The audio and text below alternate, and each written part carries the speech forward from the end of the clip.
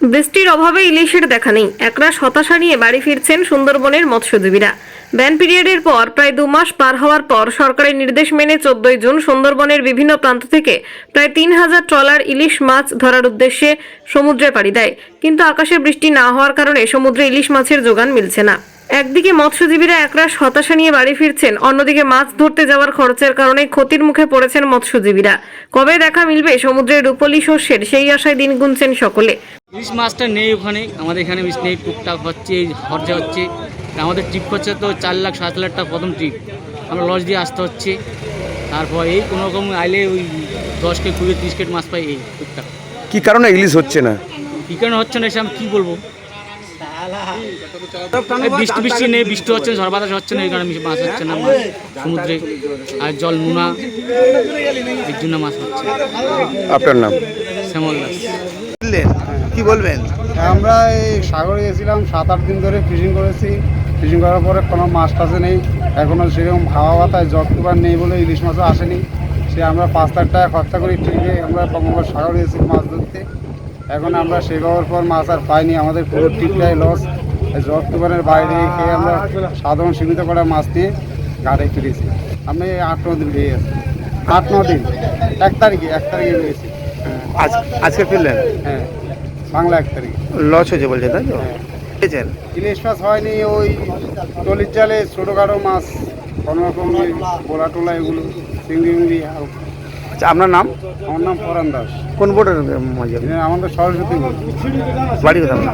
আমার বাড়ি Kakdwip. Thank you. কারণ ওয়েদার এখন খুব খারাপ, আর মাছ গাছ নেই, ঘুরে ঘুরে ডিজেল শেষ হয়ে যাচ্ছে, আর ব্যবসা বাণিজ্য তো কিছু নেই। প্রথম ট্রিপে ছাড়তে গেলে আমাদের 5-7 লাখ খরচা, তাও খরচা তুলতে পারছি না। মালিক মনে হয় বন্ধ করে দিতে হবে, আমরা খাবো কী করে? এছাড়া তো আমাদের আর কর্ম নেই।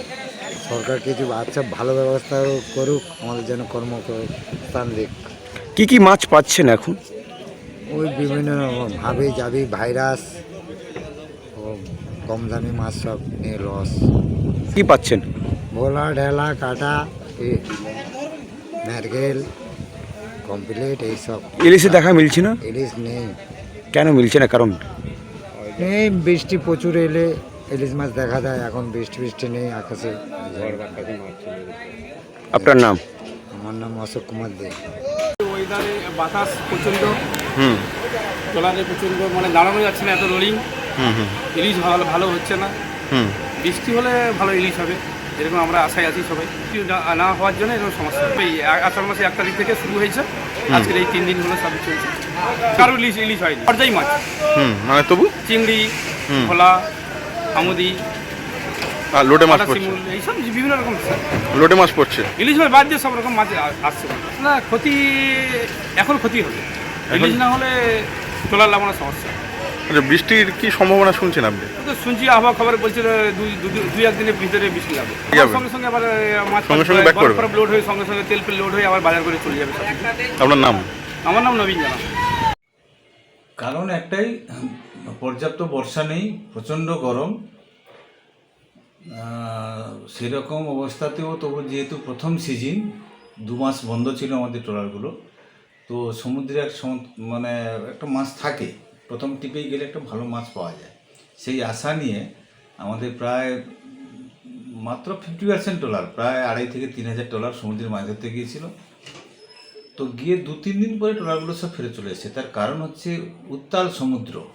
যদিও কোনো রকম আমাদের নিষেধাজ্ঞা নেই, উত্তাল সমুদ্র, সেখানে হচ্ছে ফিশিং করতেও পারছে না, আর সমুদ্রে কোনো মাছই নেই, যার জন্য হচ্ছে তারা তো আর লস করে সমুদ্রে আর ট্রলার মানে জাল বাইচ করতে পারে না, তাদের প্রচুর টাকা খরচ হয়।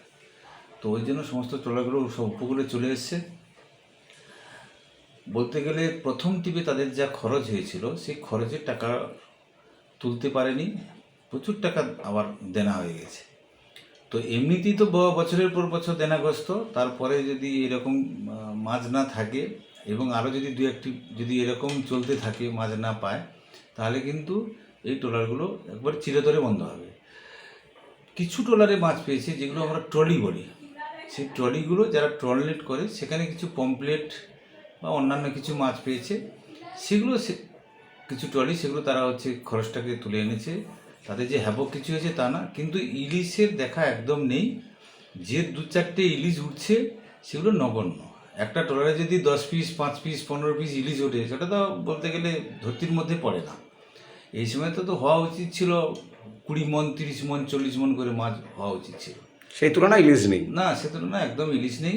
তো এরকম যদি চলতে থাকে কিন্তু 2-3 টিপ যদি চলতে থাকে ট্রলারগুলোই চিরতরে বন্ধ হয়ে যাবে। আপনার নাম? বিজন মাইতি, সম্পাদক, Kakdwip fisherman welfare association. Desk report, express Kolkata.